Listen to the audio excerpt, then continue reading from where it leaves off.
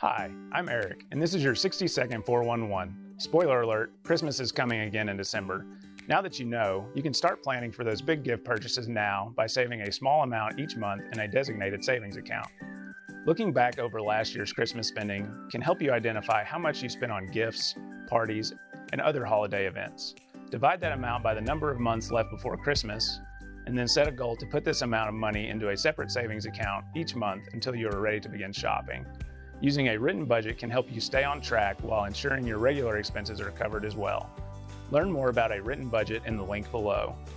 You can use this same method to plan for other big purchases such as home or auto repair, medical deductibles, vacations, and many more.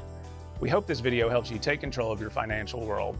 Be sure to check out our other videos for more insight on basic money management. Until next time, this has been your 60-second 411. Did you know that you can set savings goals with TBT's MyOFM feature? Log into your Texas Bank & Trust mobile app or online banking account and click on the MyOFM option. Select the Goals tab and plan your next big expense.